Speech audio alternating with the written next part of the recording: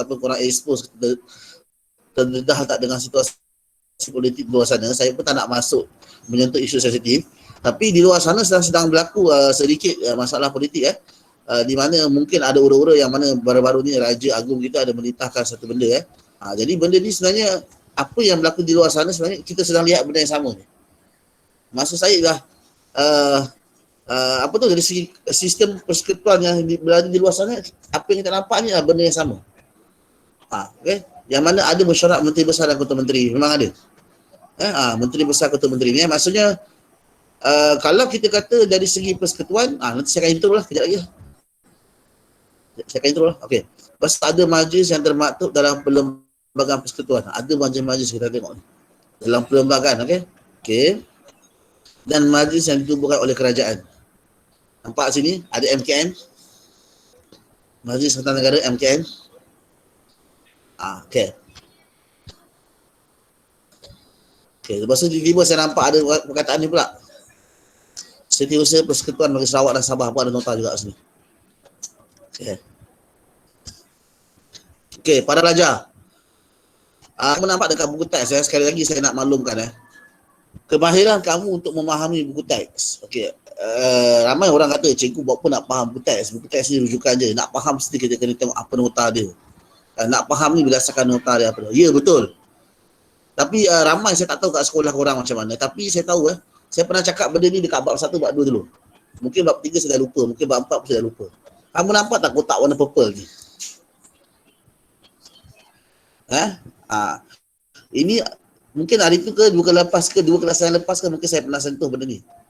Okey saya pun tak ingat lah sebab benda ni kadang-kadang saya buat spontan. Di celah-celah kelas saya masukkan. Okay, apa yang kamu nampak kotak warna purple cair ni atau kelabu kot, lebih kurang lah keberkesanan penyelarasan bla bla. Ini semua adalah dipanggil sebagai apa ni? Ringkasan, rumusan, overall, secara keseluruhan. Apa yang kamu boleh faham? Kalau orang tanya 4.4 pasal apa ni dia. Habis kalau orang tanya 4.3 pasal apa kita pergi 4.3. Okay, 4.3 pasal apa ni?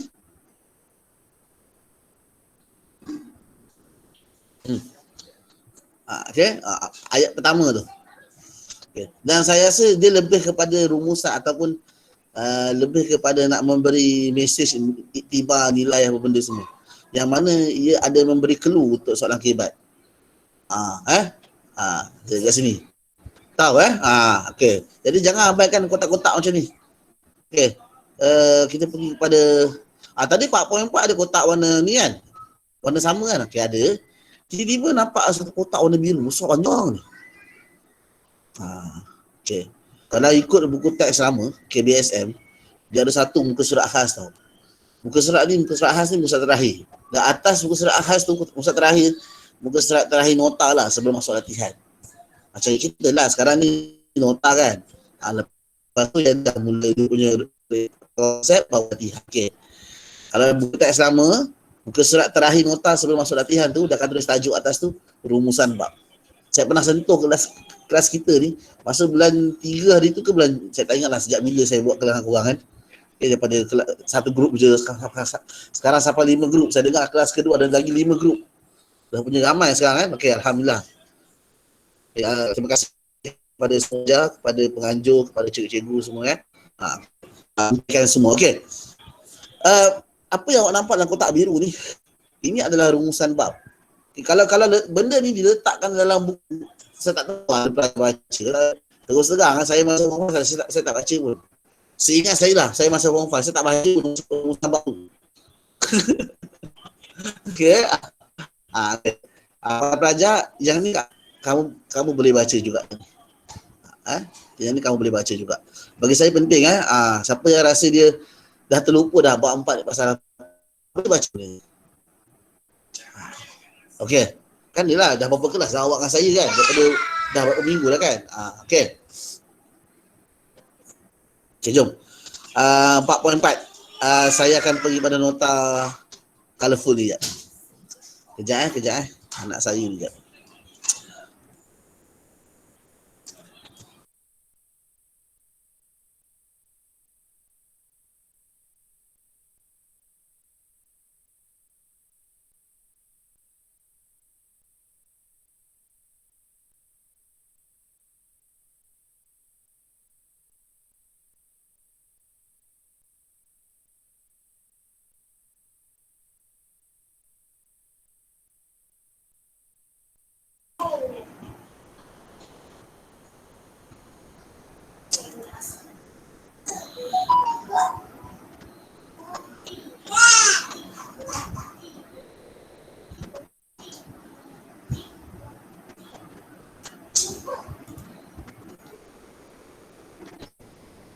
Okay, kita pergi 4.4. Okay, ni dia.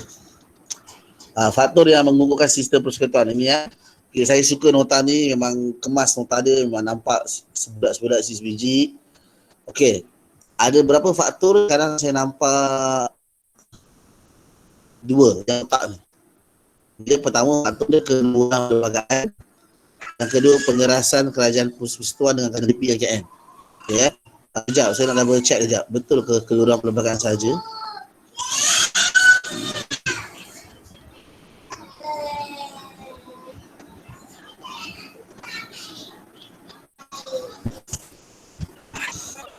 Samalah tu lah, keluaran perlembagaan saja. Ini ayat propa je ni. Sebenarnya ayat ni keluaran perlembagaan saja. Kamu tak pula ikut jenis biji, janganlah lurus benar kan. Apa yang kamu nampak ni, apa nota saya ni, gerak-gerak. Okey. Memang kamu nampak panjang tau, keluhuran perlembagaan mengukuhkan persekutuan. Tapi sebenarnya nota dia ni je. Faktor dia apa? Keluhuran perlembagaan. Faktor dia. Faktor yang menyebabkan sistem persekutuan ini masih lagi relevan, masih lagi berbaloi, masih lagi sangat bermakna untuk diteruskan. Kenapa ia besar ini berjaya? Ini faktor dia. Pertama, keluhuran perlembagaan. Apa benda maksud keluhuran perlembagaan ni? Ada atasnya dia. Kita lihat ya. Okay. Sekejap ya. Okay. Faktor yang kedua, penyelarasan kerajaan persekutuan dengan kerajaan negeri. Okay, macam mana kerajaan persekutuan kita dengan kerajaan negeri kita disusun? Bagaimana ia disusun? Bagaimana ia mengalihkan kuasa? Yang kita lihat ada senarai persekutuan, ada senarai negeri. Bagaimana mereka pastikan keberkesanan, tidak ada berlaku pertindihan, berlaku persefahaman. Ini penyelarasan. Kena selaraskan. Apa yang dah buat, apa yang belum buat, macam senarai bersama kan. Bila senarai bersama, duduk buat kerja sama. Bila kerja sama ni, untuk elakkan terbuat benda yang sama, kenalah selaraskan, kenalah agih-agihkan. Okay, sekarang duduk fikir pasal hutan. Contohnya, okay, kau persekutuan kau buat ni, yang negeri buat macam ni, contohnya. Okay, macam taman laut semua tu kan. Okay, kena ada penyelarasan. Okay, kena selaraskan. Ataupun kena susun. Okay, kena check, double check, kena ada sistematik. Kamu boleh anggap penjelasan ni sistematik lah. Okay, wujud sistematik antara kerajaan pusat dan kerajaan negeri. Ada sistem. Tu dia. Okay, kita tengok apa benda yang sistem yang diselaraskan tu. Ni dia. Jangan saya nampak ada nombor sini. Pertama, ada mesyuarat. Yang kedua, ada majlis dalam perlembagaan. Dan yang ketiga, ada majlis yang ditubuh oleh kerajaan. Kita akan lihat sebelum ni. Okay. Jom, saya zoom in kejap. Apakah yang dimaksudkan dengan keluhuran perlembagaan?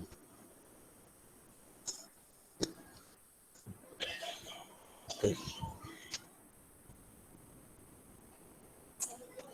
Untuk makluman belajar, bahan-bahan ni dah ada dah minggu lepas. Saya tadi terlupa lah nak upload dalam, kalau ikut sepatutnya setiap kali kelas saya akan nak muat naik bahan kan.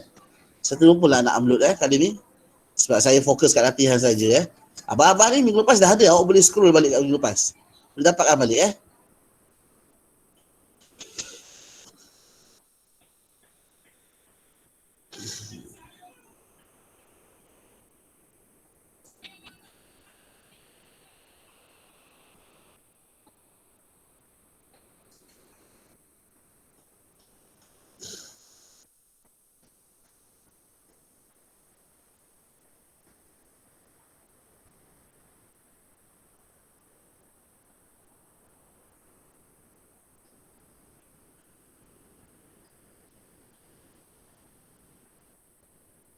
Okay.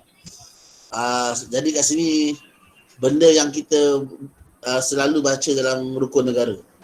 Apa rukun negara? 5 prinsip rukun negara. Kepercayaan kepada Tuhan, kesetiaan kepada raja dan negara, keluhuran perlembagaan, kedaulatan undang-undang, kesopanan dan kesusilaan. Betul lah? Saya betul ke saya salah? Kalau saya salah, Teguh, betul ke? Betul. Betul, sir. Betul. Kena ingat tu, Rukun negara betul tak? Kau tak ingat? Betul. Betul. Azrul? Betul. Walaupun lama tak sekolah betul lah tu. Senyap je korang ni. Before that, saya nampak ada student dah tulis nama, nombor telefon dan juga nama sekolah. Sila teruskan. Tulis nama, nombor telefon dan nama sekolah. Okay, teruskan Okay, siapa yang belum berbuat demikian, sila buat sekarang lah. Tadi saya baca rukun negara, betul ke? Korang tak dengar? Betul.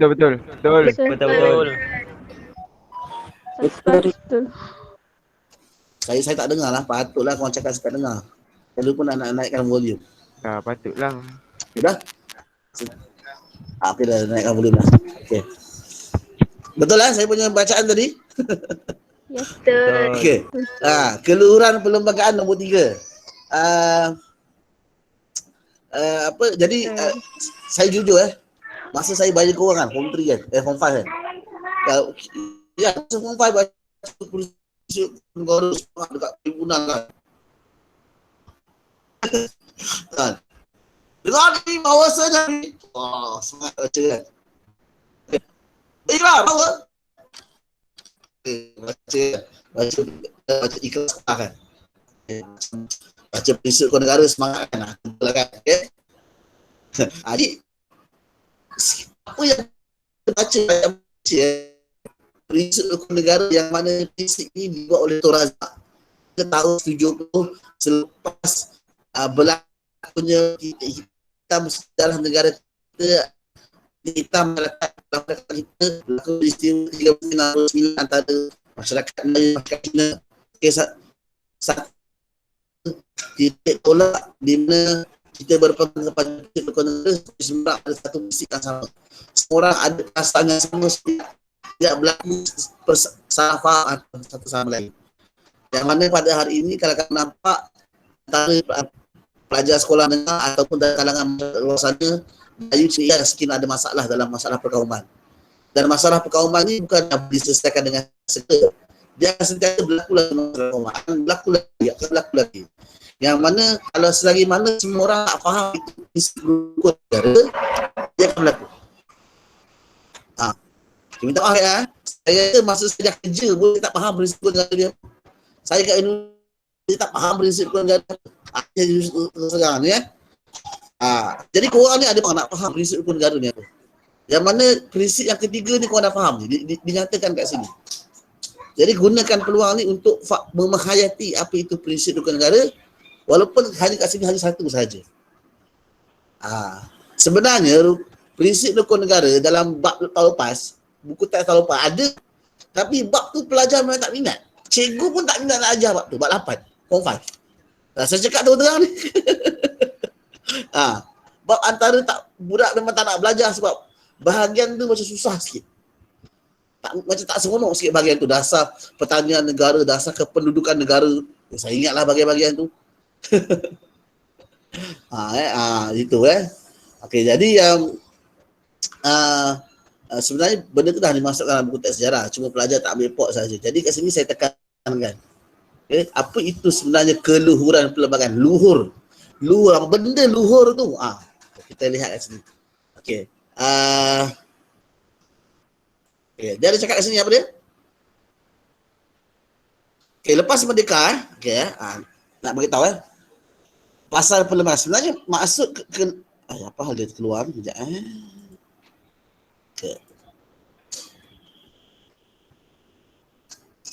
Okey. Keluhuran perlembagaan, apa yang awak lihat kat sini, selepas merdeka, Kerajaan Persekutuan diangkat sebagai undang-undang tertinggi bagi mentakrifkan. Okey. Apa sebenarnya maksud dalam perlembagaan ni lain tau. Okey, tapi kat sini ada bagi clue sikitlah. Okey. Waktu kita punya Kerajaan Persekutuan dicipta, lantik Perdana Menteri, ada kementerian, ada agung. Bila diorang cipta benda ni, kan? Jadi bila diorang cipta benda ni, diorang bila perlembagaan dibuat untuk negara, salah satu chapter atau bab dalam perlembagaan tu ada satu topik tajuk dia apa? Perlembagaan persekutuan. Untuk kerajaan sistem persekutuan. Okay, untuk sistem persekutuan ni. Dan sebenarnya dalam bab 2 pun kita belajar tajuk perlembagaan kita pun dipanggil sebagai apa? Perlembagaan persekutuan. Jadi sebenarnya perlembagaan Malaysia dipanggil sebagai perlembagaan persekutuan. Bila tajuk perlembagaan kita pun dah perlembagaan persekutuan, yang mana dalam tu ada satu bab yang cerita pasal bidang kuasa ataupun undang-undang tentang kerajaan persekutuan. Jadi di sini menunjukkan bahawa apa? Perlembagaan persekutuan adalah mengangkat kedudukan sistem konsep persekutuan. Yang mana konsep ni lagi tinggi daripada mana sultan, dari tinggi daripada mana-mana kerajaan negeri. Itu maksudnya. Tertinggi bagi mentakdirkan prinsip keseluruhan pentadbiran. Dalam negara kita, perlembagaan persekutuan nyatakan bahawa persekutuan yang ada ni sebab tu dipanggil perlembagaan persekutuan. Sebab persekutuan ni adalah sangat tinggi. Apa-apa dia first dulu. Sebab dia melindungi semua orang. Melindungi semua perkara. Memberi garis pandang untuk setiap benda. Okey. Jadi sebab itu bila kata persekutuan, sebab tu nombor 2 ni beritahu. DUN, Parlimen Kubang Pasu, Parlimen Kuching, Parlimen Kuantan, Parlimen Seremban contoh. Kata nak buat undang-undang macam ni, kan, masuk Dewan Rakyat, masuk Dewan Negara bincang. Walau macam mana sembang korang pun dah kata kat sini, buatlah apa undang-undang pun pastikan tak boleh lawan apa yang telah dinyatakan dalam perlembagaan persekutuan. Okey. Jadi bila tak boleh lawan, konsep persekutuan tu dah terlindung, terpelihara. Okey. Undang-undang yang menjaga konsep persekutuan dan menggabungkan semua negeri ni, yang menyatakan bahawa agung ketua, yang menyatakan bahawa ada maja raja-raja, yang menyatakan bahawa sultan akan dipilih ikut gila-gila, yang menyatakan bahawa kejap dari ni. Okay, yang menyatakan macam-macam prinsip peruntukan enakmen apa benda, pasal negeri apa benda, senarai persekutuan, senarai negeri, senarai bersama semua tu, benda tu sebenarnya untuk protect negara kita. Jadi mana-mana benda yang bercanggah tidak akan dilayan. So itu maksud keluhuran perlembagaan itu. Suci, tak boleh disentuh, tak boleh diprotect, tak boleh dipertikai. Keluhuran perlembagaan. Sebab apa? Yang buat dulu bukan hanya seorang, yang buat pun juga ramai orang. Macam-macam kaum ada kat situ. Semua dah fikir yang terbaik untuk jangka masa panjang. Sebab tu konsep persekutuan kita ni, walau ada apa isu dekat mana-mana negeri, dekat mana-mana kementerian, dekat mana-mana DUN ke apa ke, kita punya persekutuan kita maintain macam tu je. Hopefully korang faham. Sebab semua orang faham. Apa-apa pun refer perlembagaan, refer. Apa pun perlembagaan kata apa? No, okay, no. Perlembagaan kata apa? Ada boleh dipindah, okay, boleh dipindah. Macam tu jadi kena faham masa tu. Okey. Dah ini. Okey. Lepas tu kamu nampak Parlimen dan DUN. Okey. Dalam perlembagaan persekutuan ada beritahu beberapa garisan, beberapa undang-undang ni. Parlimen dengan DUN, kamu tak boleh buat undang-undang yang bercanggah. Parlimen kata nak buat macam ni. Contohnya, kita ada Parlimen saya kawasan saya Parlimen Selayang. Parlimen Selayang, bawah Parlimen Selayang ada 3 atau 4 DUN. Parlimen cakap lain, DUN cakap lain. Dah bercanggah. Benda ni dah beritahu dalam perlembagaan tak boleh. Sebab kalau benda ni berlaku, akan berpecah belah lah masyarakat. So konsep persekutuan berpecah belah. Dia akan menjejaskan undang-undang dekat negeri. Bila berlaku masalah kat negeri, dia akan menjejaskan persekutuan. Jadi sebab tu dalam perlembagaan kata stop awal-awal. Tidak boleh ada undang-undang yang bercanggah. Ni. Nombor 3 So bila ada benda ni, kamu nampak tu? Bila ada satu rujukan utama, so apa-apa masalah yang tak selaras, kerajaan persekutuan kata lain, kementerian kata lain, dekat negeri menteri besar kata lain, semuanya akan kembali merujuk kepada perlembagaan. Sebab tu perlembagaan itu satu benda suci, rujukan utama. Sebab tu diorang kata sembang gebang lah macam mana pun, you masuk parlimen, you jumpa agung cakap apa pun, tapi as long as benda tu kena ikut perlembagaan, kena ikut. Sebab tu kalau apa yang agung kita buat, segala titah raja kita apa semua adalah termaktub di bawah raja berperlembagaan, bukan disalahguna kuasa. Jangan salah faham. Okey? Saya rasa kalaulah Agung ni tibalah kata kan, Agung kita bukan raja berperlembagaan. Agung kita adalah raja yang sukati. Maulah okay, hopefully tak adalah berlaku macam ni. Contoh situasi tiba-tiba Agung kita buat gila, dia marahkan negeri ni, dia halau negeri ni. Dah terpecahlah konsep persekutuan kita. Sebab Agung tak mengikut, tak hormat kita punya perlembagaan. Sebab tu dah awal-awal letak bahasa merdeka dulu, raja berperlembagaan. Sebab perlembagaan ni paling tinggi.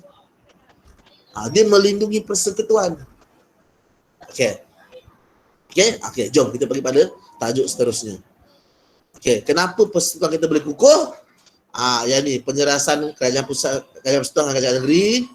Okey, mesyuarat menteri besar dan ketua menteri. Okey, dipengerusikan oleh Perdana Menteri, dihadiri oleh menteri besar dan ketua menteri, membincangkan pelaksanaan satu dasar. Ini cantik. Maksudnya apa tau? Apa yang Perdana Menteri nak lancar? Contoh Perdana Menteri, okey, Datuk Seri Najib yang berbahagi kita kan, okey, yang berbahagi pekan, yang amat berhormat pekan. Walaupun Najib dah jatuh, tapi beliau masih lagi yang amat berhormat pekan okey, dekat Kuantan kan, kat pekan kat Pahang. Dia masih lagi parlimen. Dia masih lagi wakil rakyat okey. Ya, okey. Sekarang ni okey, tolak tepi cerita tadi tu, bukan yang pasal tu. Okey, pasal yang ni. Masa zaman Najib Najib nak buat konsep satu Malaysia. Najib nak buat konsep satu Malaysia. Okey.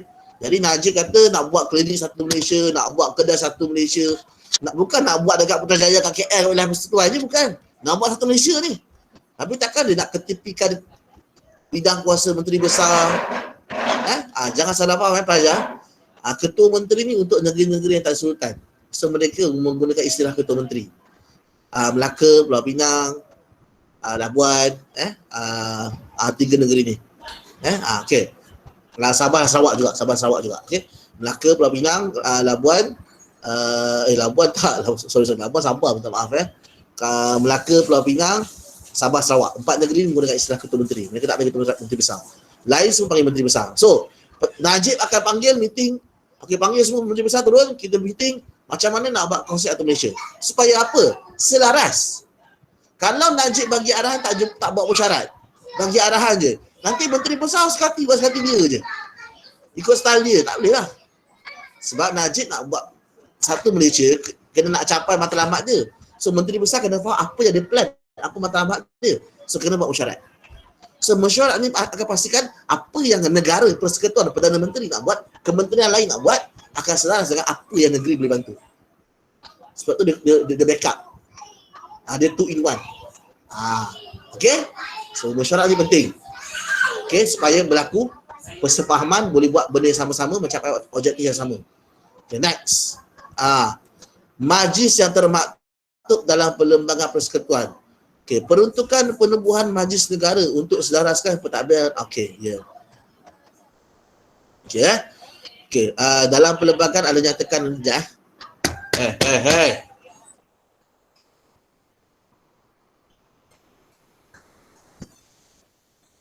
Ya, sorry Okey, sambung. Okey, sambung. Okey, ada 3 bentuk majlis majlis negara ni. Ni majlis ni dia berkonsep persekutuan tau. Dia bukan ada kat negeri, dia ada kat seluruh negara. Dia di bawah persekutuan tau. Dia kata benda ni untuk selaraskan pentadbiran kerajaan persekutuan dan kerajaan negeri. Okey, ni saya nampak. Okey.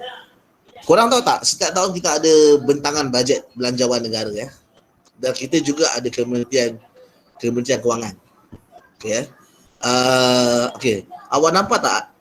Kita ada Majlis Kewangan Negara uruskan hal ehwal berkaitan kewangan. Okey. Kementerian Kewangan, korang jangan salah faham tau. Kementerian Kewangan ni dia bukan uruskan duit setiap negeri, bukan. Kementerian Kewangan, dia akan uruskan semua duit, semua kewangan masuk keluar yang berkaitan dengan seluruh negara kita. Yang mana yang di bawah kuasa Kementerian Kewangan. Apa sahaja bajet yang melibatkan projek-projek negara. Tapi kalau ada projek negeri, okey, kalau ada apa-apa pasal projek negeri, itu pun negeri punya Kementerian Kewangan tak campur. Katalah Sultan nak buat macam ni, Menteri Besar nak buat macam ni. Takkan Kementerian Kewangan nak Jangan salah faham, apa sahaja projek rumah ke, projek sekolah ke, sekolah tak, sekolah di bawah Kementerian. Projek-projek di bawah bidang kuasa kerajaan negeri, senarai negeri, segala kewangan itu milik negeri, bukan milik Kementerian Kewangan. Diorang tak perlu refer ke Kementerian Kewangan, tak perlu. Tapi untuk memastikan Kementerian Kewangan kita, kerajaan negeri kita dari segi kewangan stabil, tak ada masalah. Kalau negeri-negeri yang ada masalah kewangan, siapa yang akan pantau? Sebab Kementerian Kewangan tak ada masalah pantau. Ini dia. Majlis Kewangan Negara. Okey, dia akan pastikan Kementerian Kewangan buat kerja. Dia akan pastikan setiap negeri-negeri ni urus kewangan dengan baik. Supaya tidak berlaku masalah dari segi kewangan. So ada majlis-majlis yang akan pantau setiap negeri, akan pantau Kementerian Kewangan kita. Ni, Majlis Kewangan Negara. Perlembagaan Persatuan dah kata siap-siap dah. Okey, macam tu. Okey. So, Majlis Tanah Negara membentuk dasar dan kawal penggunaan tanah. Ya. Untuk makluman korang semua tanah adalah dimiliki bawah senarai negeri, bukan senarai persekutuan. Semua tanah adalah milik bawah senarai negeri. Itu adalah tanah sultan, Dip. Tak ada makna Perdana Menteri tak boleh usik. Tak ada makna. Tanah sultan ni. Okey.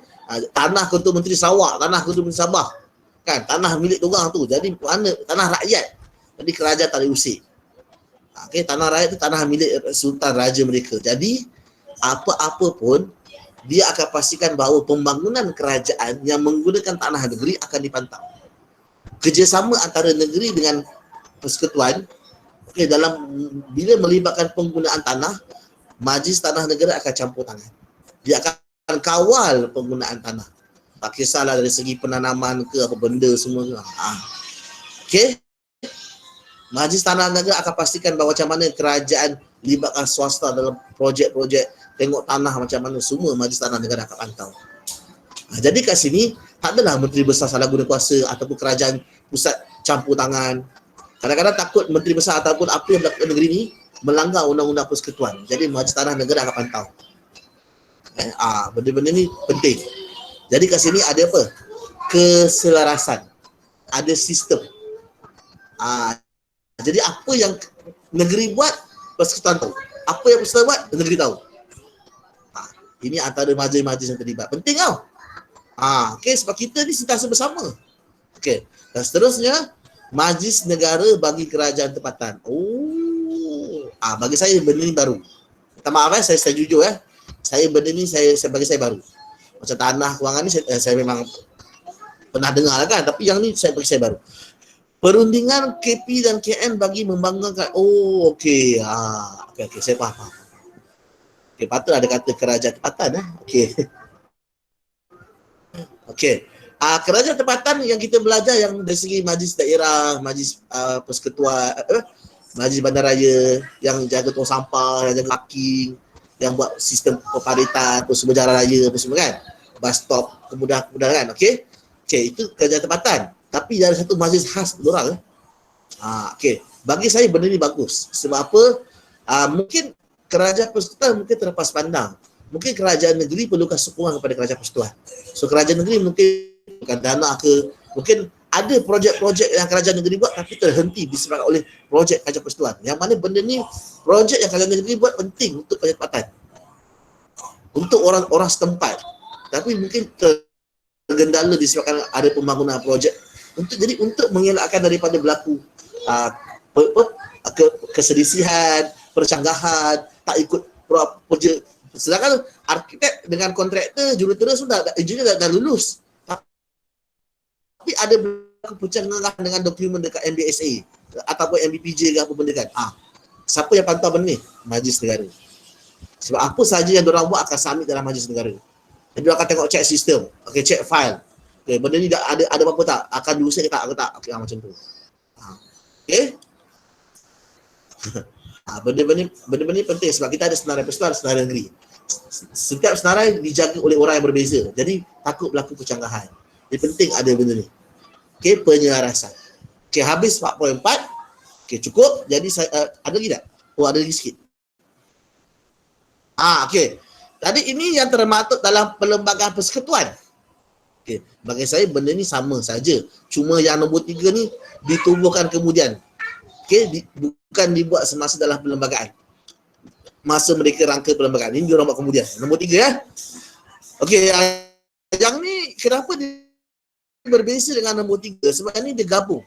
KP dan KN bergabung untuk buat majlis kerajaan. Yang mana bila ada majlis kerajaan ni dia akan libatkan pusat, dia akan libatkan negeri. Semua buat kerja sama-sama. Okey.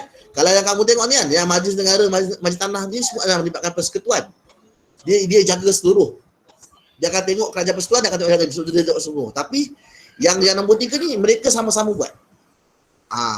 MKN akan terlibatlah polis dekat negeri, polis dekat pusat, tentera dekat negeri, tentera dekat pusat, dia akan terlibat ni.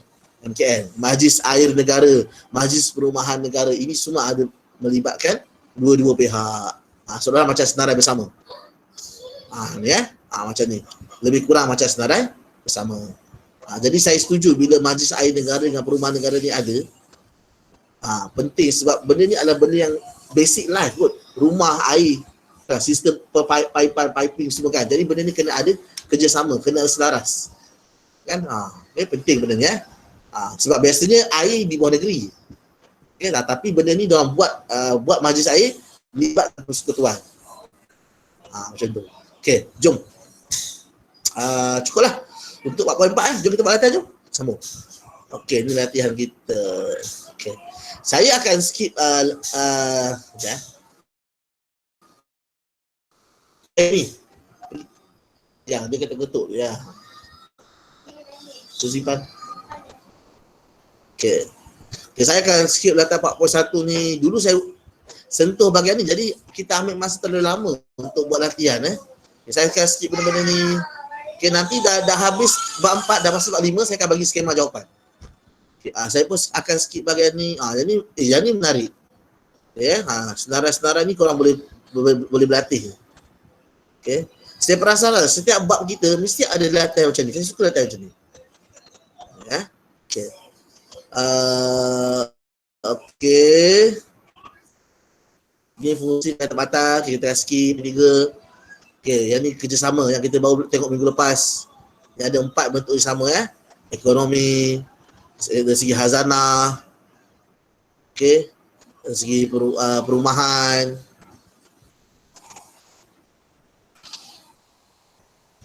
Okey, dari segi keselamatan. Okey dia, ini dia. Okey, yang ini 4.4 yang kita baru lihat tadi. Apa yang dimaksudkan dengan keluhuran perlembagaan ni.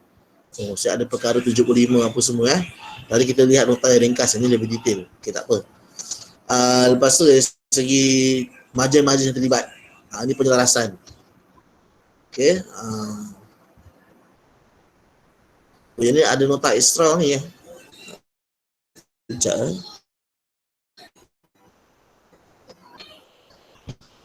okay. Dan saya perasan sampai nombor 13 4.4 muka surat apa ni?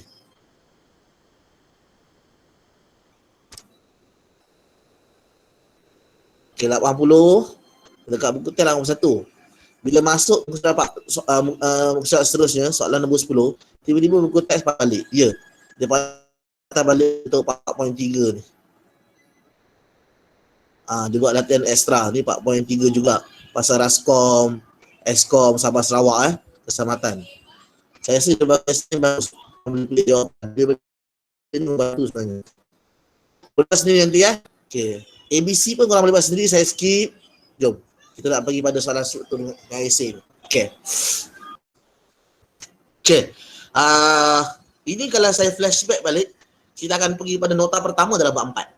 Sebab negeri Seminyak adalah negeri pertama yang mengamalkan konsep persekutuan, barulah diikuti oleh gabungan negeri Melayu bersekutu. Okay, apa yang dipanggil negeri-negeri Melayu, NNMB. Okay.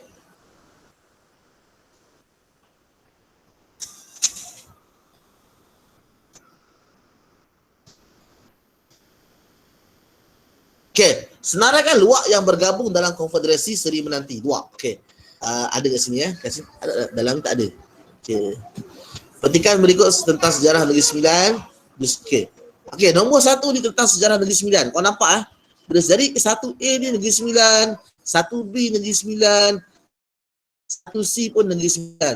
Tak mungkin tiba-tiba 1C tiba-tiba pasal negeri-negeri Melayu bersekutu. Tak mungkin. Bila dia kata pasal Negeri Sembilan ni, Negeri Sembilan lah semua. Okay, itu konsep soalan. Tak boleh faham tu. Okay. Okay. Seri Menanti. Saya terus buka nota kejap. Apa yang berlaku kat Seri Menanti ni dekat Negeri Sembilan. Okey, nampak tu Terus terang pada awal hari tu memang saya tak sentuh banyak pasal Negeri Sembilan ni. Sebab yang saya tahu saya sentuh nak menunjukkan pelajar bahawa Negeri Sembilan ni adalah sebuah negeri yang dibentuk oleh gabungan beberapa daerah. Tapi sebenarnya ada flow cerita dekat sini. Dan saya pernah tunjuk itu sebenarnya. Okey ni.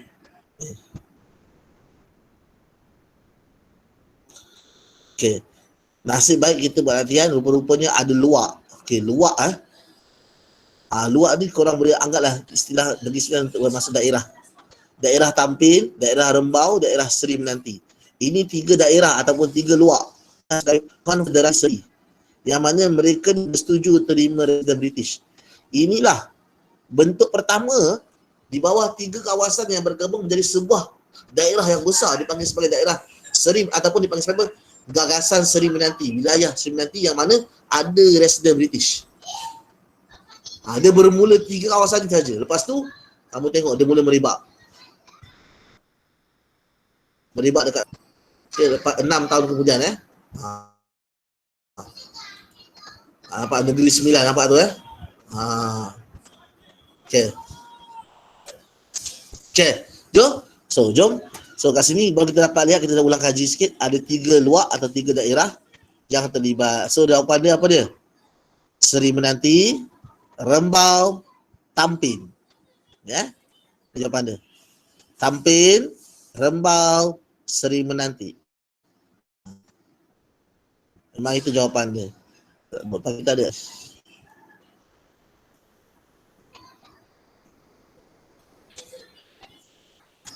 Oh, tak ada. Dekat dalam lautan ni tak ada. Dia tak buat. Tak apa. Dia terus pergi pada 1896. Okay. Negeri Melayu Bersekutu. Tak masuk Negeri Sembilan. Okay. Okay, jelaskan. Korang kena cerita apa yang berlaku. 4 markah, Habib. Okay. Sebentar para pelajar, kamu nampak tak soalan A ni 1, 2, 3. Jadi jawapan kamu terus letakkan nama.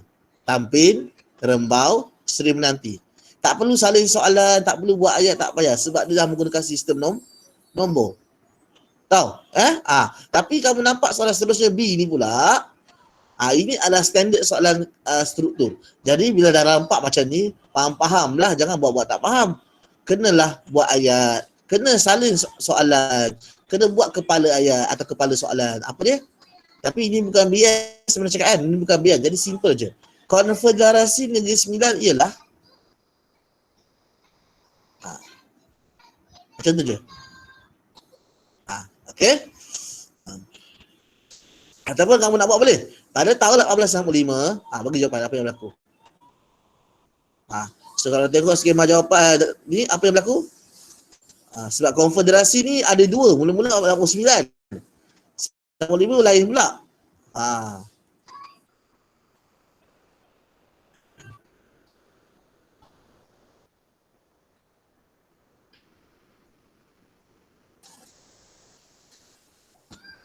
Okey.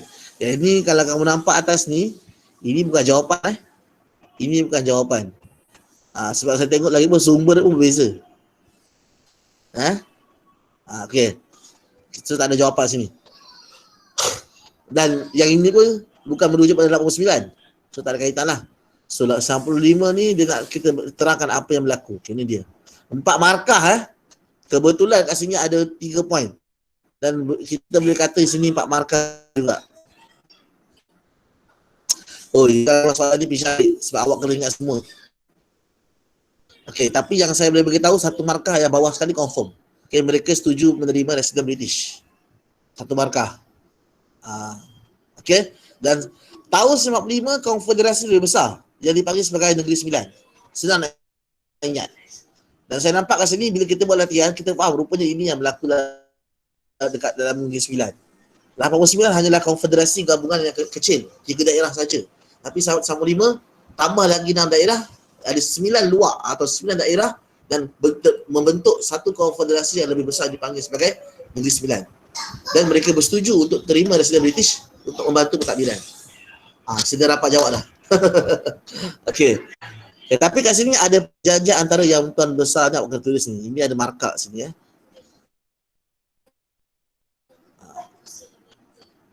Ya. Okey, bagi saya dua markah yang senang ingat ni. Okey, Konfederasi pada tahun 1895 ni untuk menubuhkan gagasan yang lebih besar. Okay, ataupun konsep persekutuan yang besar. So konfederasi ni adalah lebih kurang macam persekutuan lah. Ni, gabungan antara negeri berdaulat. Okey, di kata longgar. Cuba Okey. Dia macam sistem feudal juga yang pernah berlaku zaman Melaka dulu. Okay, yang mana walaupun negeri-negeri ni bergabung di bawah Seri Menanti, di bawah Negeri Sembilan, walaupun Residen British ni adalah ketua Negeri Sembilan, tapi setiap daerah, pembesar daerah dia masih lagi berkuasa. Sebab tu di konfederasi dipanggil istilah dia masuk dalam apa tau? Satu kata, kuasa negeri kekal, kedaulatan negeri terpelihara. Gabungan antara negeri berdaulat. Apa antara negeri tu? Antara negeri Menanti, negeri Tampin, negeri Jelebu. Negeri tu yang daerah lah. Okay. Daerah-daerah ni berdaulat, mereka ada ketua masing-masing. So mereka bergabung. Gabungan pertama pada tahun 89 ini dia dipanggil Konfederasi Seri Menanti. Diorang pilih nama Seri Menanti itu sebagai itu. Yang mana ada Tampin, Rembau bergabung dengan Seri Menanti. 3 gabungan menjadi satu gabungan. 3 negeri atau 3 daerah menjadi satu gabungan. Okay, namun setiap ketua masih ada. Tampin masih ada ketua, Rembau masih ada ketua, Seri Menanti masih ada ketua. Macam tu. Ini konfederasi ya. Okey, so saya skip lah soalan yang B ni. Okey, 4 markah dia kamu boleh dapat kat sini. Memang sebiji ni. Semua ni. Saya tak perlu tarik. Memang inilah jawapan dia. Kalau kita tengok buku test pun inilah juga jawapannya. Okey, saya rasa poin pertama ni memang ada 2 markah sebab saya tengok kat sini ada banyak orang-orang terlibat. Sebab ada Johor, Sungai Ujong, Jelebu, Rembau, Tampin, ni. Okay, so kita pergi pada soalan C. Okay, baik. Konfederasi bermaksud gabungan, okay. Pada pendapat anda, apakah kebaikan konfederasi? Okay, saya buka soalan sesi ni. Siapa nak? Okay, lebih kurang korang boleh kata apa kebaikan persekutuan?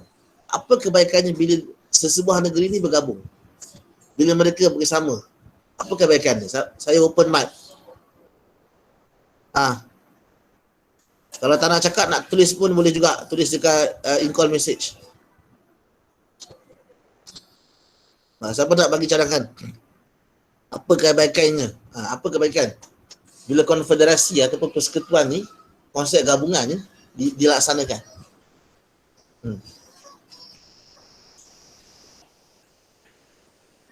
Agak-agak je.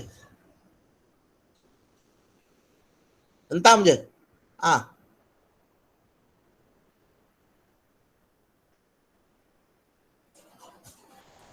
Ya. 30.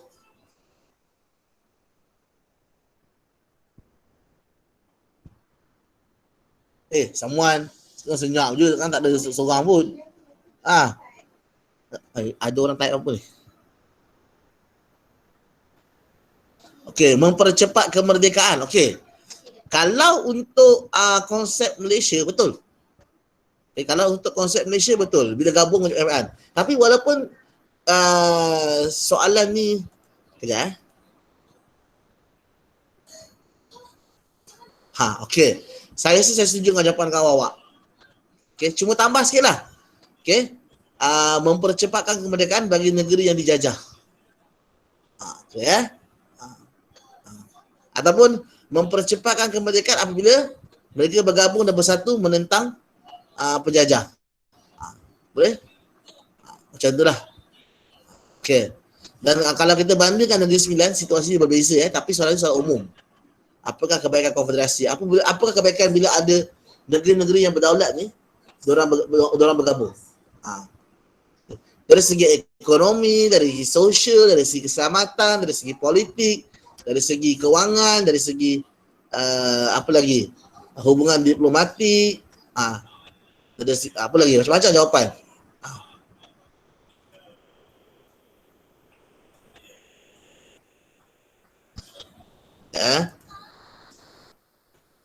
Dapat berkongsi pandangan, keberkesanan pentadbiran, memudahkan pentadbiran sebuah negeri. Apa saja jawapan yang korang bagi yang logik ni semua diterima. Kau hentam je. Lebih kurang jawapan pemerintah akan bagi. Ada tak siapa nak buka mic?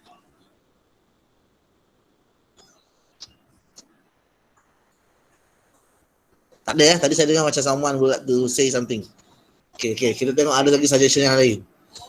Memajukan negara. Okay. Ubah sikit. Dapat memajukan kawasan gabungan. Ataupun dapat memajukan pelbagai sektor bagi setiap kawasan yang terlibat dalam konfederasi. Boleh juga. Okay. Para pelajar, saya tahu korang hanya bagi point kan. Okay. Tapi bila korang menaik,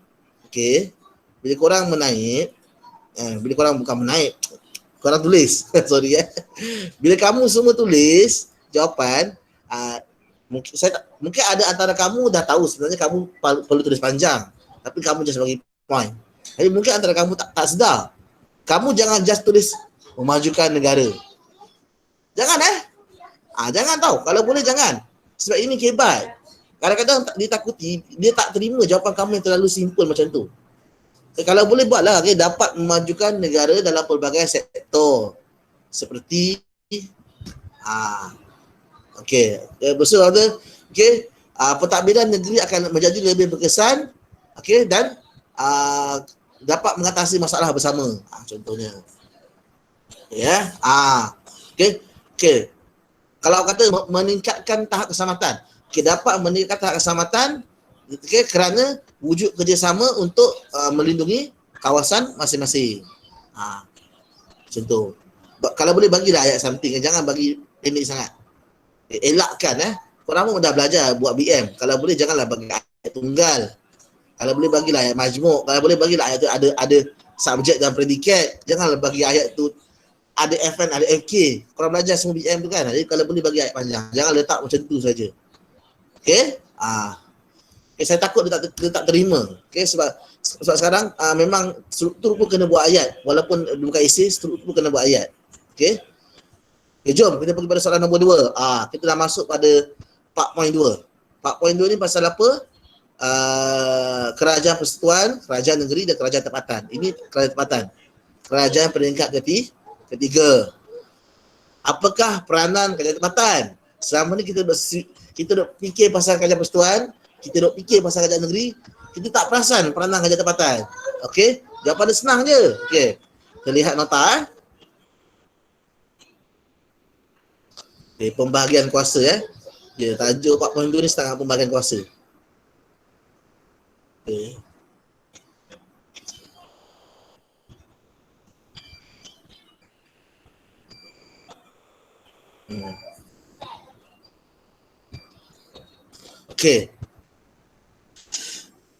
Sekarang ni dia minta soalan kat sini saya nampak ada klise ataupun ada confusion, kekeliruan sikit sebab ada perkataan peranan.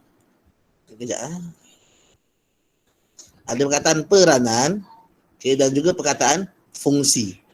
Kalau kamu nak tahu dalam BM di bawah tajuk rumusan, kan kita tahu dah rumusan kan kena tukar perkataan faedah, kepentingan, manfaat. Kan kalau faktor, sebab, punca, kalau keburukan, kekurangan, kelemahan. Tahu kan benda-benda tu kan? Langkah, cara, usaha, inisiatif. Ini semua adalah perkataan sinonim yang korang kena mahir dalam bahasa Melayu kan? Tapi kalau peranan, fungsi, tanggungjawab. Tiga ni sama. Peranan, fungsi, tanggungjawab. Tiga ni sama. Dalam internet ada, korang Google lah. So sekarang ni, tapi kat sini berbeza. Sebab ada sejarah, dia bukan BM. Peranan dia apa, fungsi dia apa. Persoalan je. Soalan tadi ni, nak yang mana?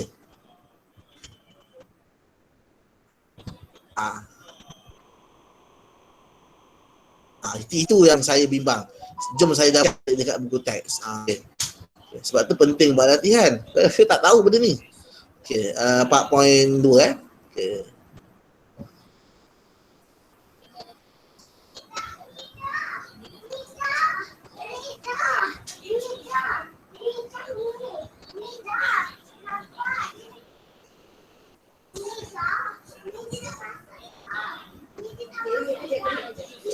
Okay, ini fungsi dia. Yang ada banyak, ada berapa? Ada lebih kurang 11 9, 4, 8, 11. Okay, 11.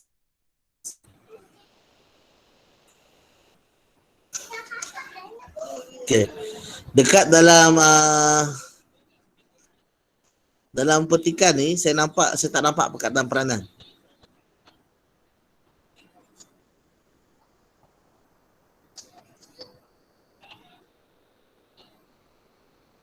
Oh, ada. Serta berperanan memberikan perkhidmatan kepada penduduk setempat. Satu je peranan dia. Memberikan perkhidmatan kepada penduduk setempat. Di sini fungsi pula. Bawah ni pun fungsi. Okay. Fungsi tempatan digariskan oleh atas jabatan merangkumi semua jenis jabatan. Okey, bla bla bla. Okey. Oh, tak ada ni. Dia just kata yang 11 fungsi ni termaktub di bawah akta. Okey. So maksudnya ke-11 fungsi ni melibatkan majlis bandaraya ke, perbandaran ke, daerah ke, semua fungsi dia sama. Kenapa apa? Sebab dah termaktub di bawah akta kerajaan tempatan menyatakan majlis daerah, majlis bandaran, majlis bandaraya tetap sama 11 fungsi. So itu tak ada kaitan.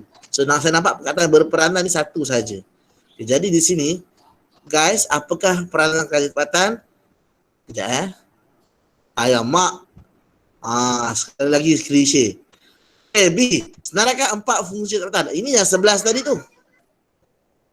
Yang 11 tadi tu. Okey, saya tak pasti kenapa dia buat macam ni. Okey, adakah salah buku ni saya pun tak pasti. Apakah peranan kerajaan tempatan? Sebab kalau tengok dalam buku teks, peranan dia saya kasih sikit je. Memberikan perkhidmatan kepada penduduk tempatan. Okey, kat sini adalah merupakan perantara kerajaan negeri dengan rakyat. Baru 2. Okey. Kalau tengok nota saya, ada 3 peranan Apa benda? Ini bukan peranan. Okey. Okey, saya sebenarnya saya tak ada lagi skema jawapan. Nanti saya tengok balik apakah peranan tadi kalau ikut 2 markah memang ada. 2 markah dia di sini peranan dia. Okey, betul lah. Kerajaan tempatan adalah orang tengah di antara rakyat dengan kerajaan negeri. Sebab apa? Apa-apa masalah rakyat nak minta bantuan tak payah pergi ibu negeri. Jenuh nak pergi ibu negeri, nak pergi jumpa kerajaan negeri.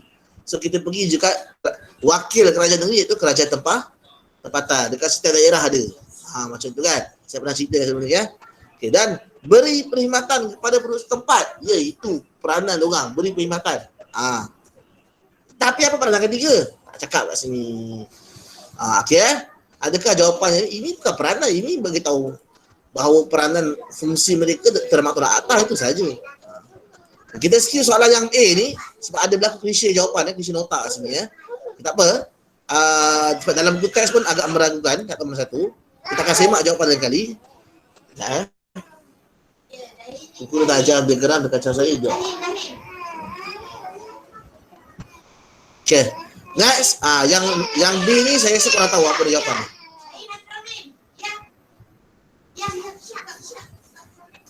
Okay. Yang B ni kerajaan tempatan. Fungsi dia, korang tahu. Dah, saya skip je. Okay, soalan kibat. Bagaimana anda menghargai kemudahan awam yang disediakan oleh... Oh, alamak. Ini jawapan macam BM dah. Vandalisme.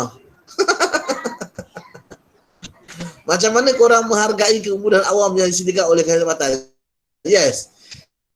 Kerajaan tempatan sediakan tong kita semula, tong sampah, perkhidmatan mengutip barang, mengutip mesin rumput, apa benda, apa semua, apa parking, apa lagi, macam-macam lah kan. Okey, itu kemudahan awam dia. Tapi soalan tanya macam mana korang hargai? Saya rasa semua orang tahu. Macam jawapan saya rasa. Soalan BM. Tadi saya dengar suara apa dia?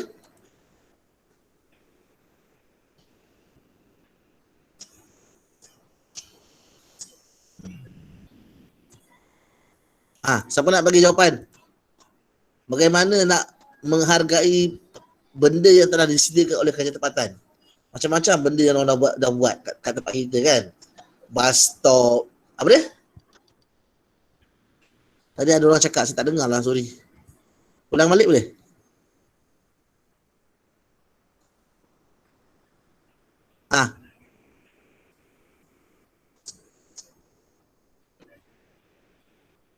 Kita tak apa.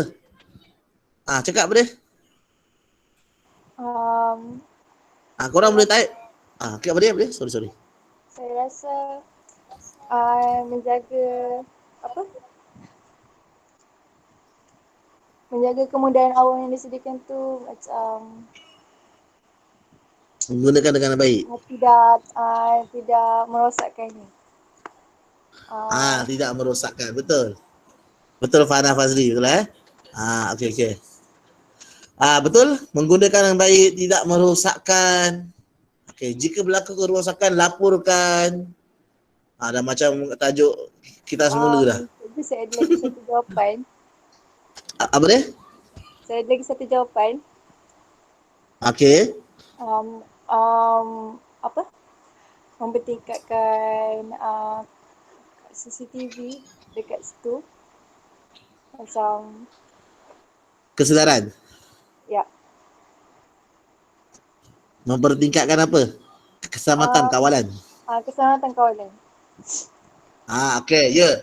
Macam mana nak menghargai penduduk setempat, okey? Menggunakan persatuan penduduk ke ataupun rukun tetangga ke ataupun perkhidmatan kawalan keselamatan berbayar ke, macam bayar pagat apa semua kan. Okey, untuk buat perondaan. Okey, untuk elakkan berlaku aktiviti vandalisme, boleh? Itu antara usaha dia, betul? Saya setuju. Okey ya. Apa dia? Lagi. Siapa lagi nak bagi jawapan? Boleh tulis kat ruangan chat ni. Apa lagi cara bagaimana nak hargai benda-benda yang disediakan oleh kerajaan tempatan kita? Kalau korang tak pasti, macam tong sampah, macam bus stop, kan? Apa lagi? Saya rasa banyak traffic light. Ini semua kerja diorang tau. Okay? Lampu rosak TNB. Okay? Jalan mendap. Okay? Paip pecah, itu panggil jabatan air lain. Okay. Apa lagi benda-benda perkhidmatan, okay? Yang sepatutnya tu. Saya rasa antara jawapannya kerjasama antara masyarakat dan juga pihak berkuasa. Okey, boleh untuk menjaga keselamatan ya. Pihak berkuasa seperti polis beri kerjasama okay, melaporkan ke lepas tu menyokong kempen-kempen yang dijalankan oleh mereka. Itu cara kita menghargai, okey. Menjalankan kempen menjaga kemudahan awam. Macam soalan BM kan. Okey, apa lagi? Cikgu-cikgu kat sekolah mendidik para pelajar supaya menghargai kemudahan awam. Okey. Okey, masyarakat menghibahkan informasi berkaitan dengan faedah menjaga kemudahan awam dekat media sosial. Okey. Ibu apa? Mendidik anak-anak sejak kecil. Macam jawapan karangan melentur buruh biar rebung punya. Mak ai. Okey. Kalau kamu tak ada idea, kamu bagilah jawab apa saja. Yang penting support dengan contoh sekurang-kurangnya ya. Kalau takut pemeriksa tak faham jawapan kamu. Okay, walaupun ini adalah soalan struktur, tak ada masalah. Kadang-kadang kamu apa dah cikgu, jawapan macam ni pun nak bagi contoh 3 markah, tak ada masalah. Okay, yang penting kamu yakin jawapan kamu tu difahami. Okay, sekarang dah pukul 10 lebih. Okey, saya nak juga buat soalan esei ni, dan minggu depan kita ada soalan kehebat ni. Jadi minggu depan saya akan masuk lagi soalan esei ni. Kita akan buat sama-sama, dan saya cadangkan siapa yang nak cek jawapan ni baik korang buat dulu. Nanti semak dengan jawapan korang dengan perbincangan kita minggu depan. Macam mana persembahan jawapan awak dengan apa yang saya buat dalam kelas. Korang boleh buat perbandingan. Lagi efektif macam tu. Kan? Terutamanya macam mana korang persembahkan jawapan soalan yang akibat. Dan siapa yang dah buat dulu, korang boleh submit jawapan akibat dengan saya boleh cek betul tak betul jawapan akibat korang tu kan. Okey. Sebab bab macam saya kata bab 4 ni adalah bab yang zaman sekarang. Soalan ni akan tanya pasal zaman sekarang. Terutama soalan akibat. Jadi sangat beruntung sebenarnya bab 4 ni kalau korang boleh score dekat essay dia. Okey, lagi-lagi kebat dia kan. Okey. Tapi walaupun bagi saya dari segi kecenderungan ada dua kategori pelajar. Ada pelajar suka cerita. Dia suka cerita, ada flow cerita, nampak apa yang berlaku, ada situasi, ada event peristiwa. So bagi dia bab 4 ni macam alamak. Ya. Umi tengah buat ada urusan ni. Okey Okey, sambung. Okey, jadi tapi ada separuh pelajar bagi dia susah nak memahami cerita flow cerita. Jadi bab 4 ni advantage untuk dia. Jadi dia bergantung kepada kecenderungan kategori pelajar juga sebenarnya. Apa-apa pun everything semua korang kena kembali kepada latihan supaya korang nampak soalan-soalan yang boleh muncul berdasarkan benda yang korang dah belajar. Nampak huraikan kuasa kerajaan negeri 6 markah. Apa benda nak tulis? Kuasa kerajaan persekutuan 8 markah. 686. Okay, nampak soalan okey, soalan 2 menarik sebab apa tau? Kali pertama saya nampak soalan essay dia pecahkan 3-3. Biasa saya nampak 2-2. Atau biasa 2-2 lah, jarang lah satu-satu. 2-2. Dan saya jarang nampak soalan A 6 markah. Yang ni pun 2A 6 markah. Biasa main 4 je. Okay? Tapi tak apalah, ini semua adalah kebarangkalian soalan markah. Korang first batch, kita pun tak tahu kan. So, expect the unexpected. Okay? Korang jangkakan apa sahaja pecahan markah. Yang penting tak tahu dah, satu soalan 20 markah. Okay, dan yang penting korang tahu yang C adalah soalan K. Kibat. Okay.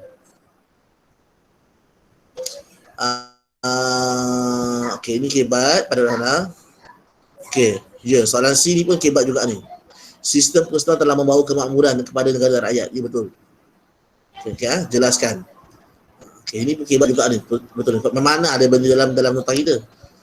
Okay, nampaklah. Soalan 4.4 ni. Sistem persekutuan ni soalan 4.4. Soalnya ada kaitan. Okay, tapi tak kaitan pun tak apa. Okay. So, fungsi perhilitan, saya tak rasa benda ni akan keluar sebiji macam ni dekat dalam kita punya exam. Okay. Sebab dia macam terlalu obvious sangat nak ini sekadar untuk latihan sampingan sajalah.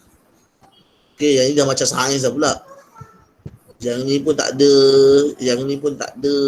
Yang ni boleh. Yang ini korang boleh buat. Dia ada kaitan dengan 4.2. Okey. Okey.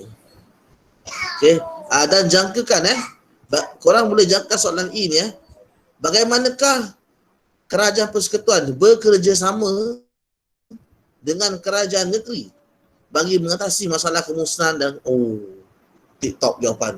Jawapan dia kebat ataupun jawapan dia boleh kebat nota. Korang boleh bagi jawapan nota ada kaitan dengan situasi sekarang ataupun korang boleh bagi jawapan full nota. Saya akan type soalan ni untuk soalan ni saya rephrase pada soalan ni. Kita akan bawa soalan ni minggu depan. Ini soalan dia Saya tak guna aplikasi itulah software yang baru itulah. Tak senang saya type soalan untuk situ terus. Saya buka Word kejap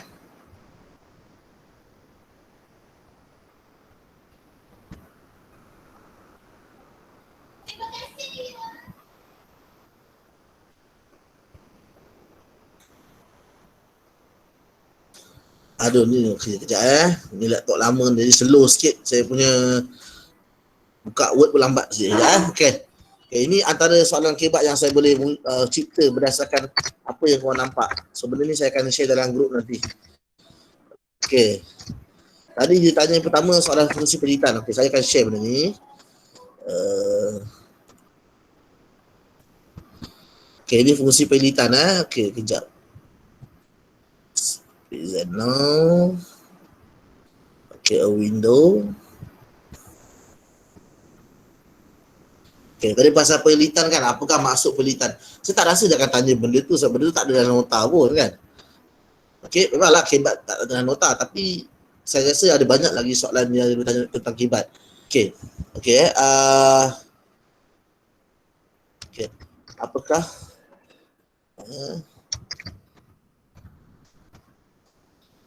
Sun. Okay.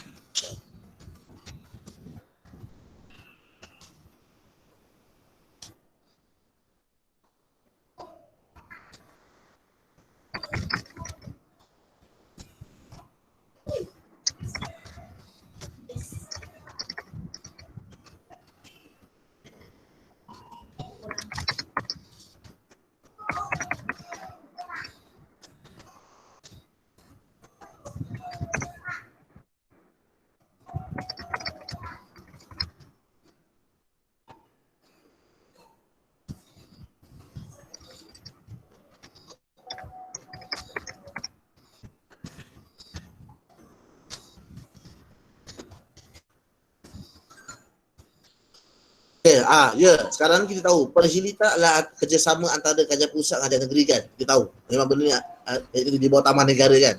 Jadi apa kesan yang akan berlaku bila wujud kerjasama antara kerajaan negeri dan kerajaan pusat di bawah perhilitan? Kalau kena fikir, so sini kau nak katakan flora, kau nak fauna, spesies terancam.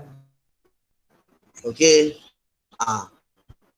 Okay, jawapan-jawapan ni kan. Ini saya tune balik soalan pertama ni pasal ni. Apa soalan pertama tadi kat dalam kita punya latihan tu? Ni, apakah fungsi perhilitan? Mungkin kita tune balik. Mungkin dia akan tanya macam tu. Okey. Okey, soalan B ni saya sikit jelaskan kepentingan flora fauna. Okey.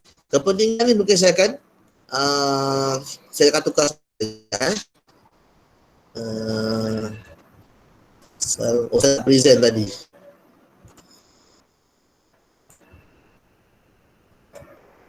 Yang ni, apakah fungsi perhilitan? Ini saya tukar balik soalan dia. Saya tukar pada soalan yang tadi tu, soalan khibat pertama. Okay. Soalan C ni, jelaskan kepentingan fauna. Saya akan tukar soalan ni pula. Kau tengok dia tanya pasal kepentingan kan? Okay. Soalan yang mungkin boleh muncul.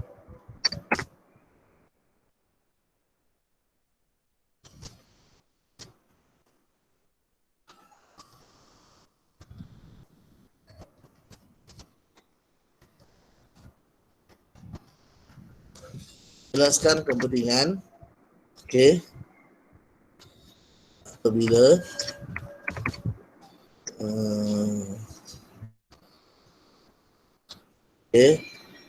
kerajaan sekutuan dan kerajaan negeri bekerjasama dalam melindungi khazanah negara. Okey.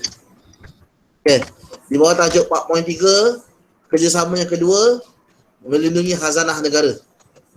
Kan? Memelihara khazanah negara. Okay. Bukan melindungi, memelihara. Melihara khazanah negara. Okey.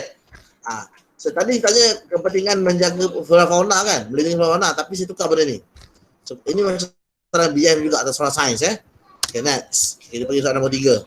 Okay, so seterusnya apa soalan yang boleh berkaitan? Oh, saya tak share, patutlah. Ini dia guys, soalan nombor 2 saya.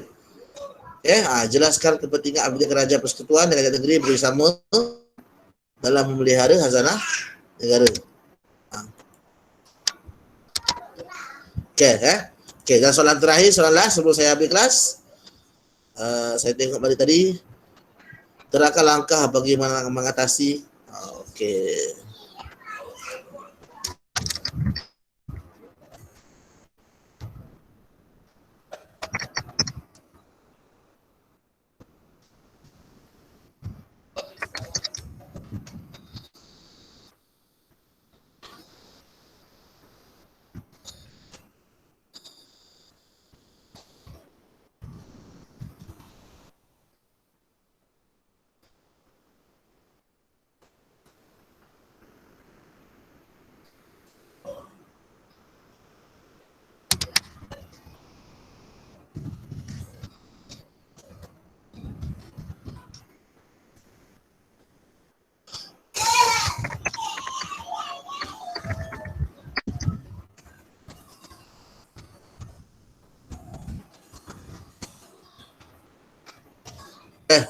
Ini soalan dia. Apakah cadangan anda yang perlu dilaksanakan oleh setiap peringkat kerajaan dalam mengatasi masalah ancaman alam sekitar di negara ini? Okey, saya ambil soalan ni, saya ambil daripada sini. Sebab ada soalan dia. Okey. Daripada latihan tadi ya. Saya ambil daripada mana? Baik.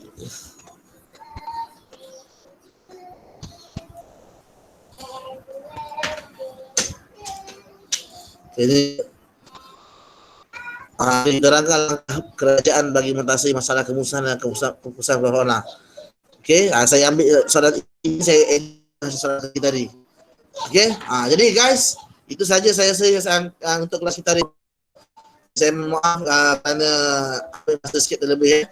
Okay, dan jawapan-jawapan bagi soalan tadi tu kita akan bincang pada minggu depan bersama. Alah, please lah. I'm still okay.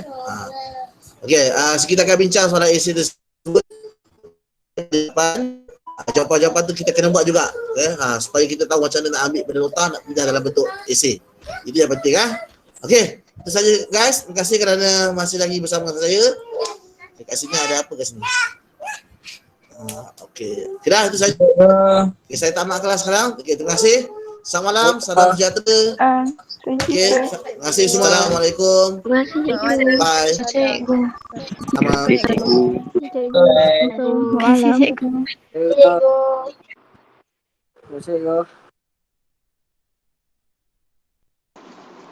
Terima kasih cikgu.